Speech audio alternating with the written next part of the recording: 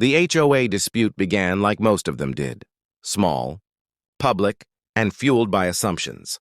It was a warm afternoon when a few residents gathered near the community parking area, voices rising over a rule that had been quoted too many times. A resident had been warned that his work van violated neighborhood guidelines. It was larger than standard vehicles, the HOA claimed, and set a bad example. At first, the exchange sounded routine, almost rehearsed. But then someone asked a question that shifted everything. "So what do you do for a living?" One HOA representative said, arms crossed, tone sharp rather than curious. The man hesitated. He hadn't expected that. Around him, neighbors slowed their steps, sensing something different in the air. He explained that the van wasn't a hobby or convenience. It was how he earned his income. He was an electrician, self-employed, and the tools inside that van paid his mortgage, his groceries, his children's school fees. Without it, there was no work. The conversation stalled. The rulebook suddenly felt thinner. The HOA representative doubled down at first, insisting rules were rules, that exceptions led to chaos. But the man didn't raise his voice.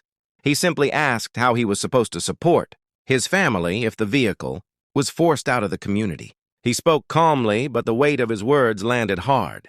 This wasn't about curb appeal anymore. It was about survival. Other residents began to speak up. One neighbor mentioned the late-night repairs the electrician had helped with. Another pointed out that delivery drivers, landscapers, and cleaners all relied on similar vehicles. A woman quietly asked whether the HOA planned to compensate someone if their livelihood was taken away. The mood changed. Faces softened. What had started as enforcement now felt uncomfortably personal.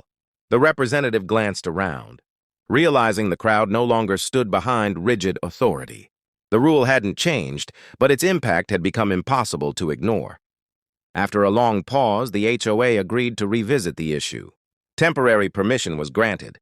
A review committee would be formed. It wasn't a victory, but it wasn't a loss either. As the crowd dispersed, the man stood beside his van, hand resting on the worn door handle.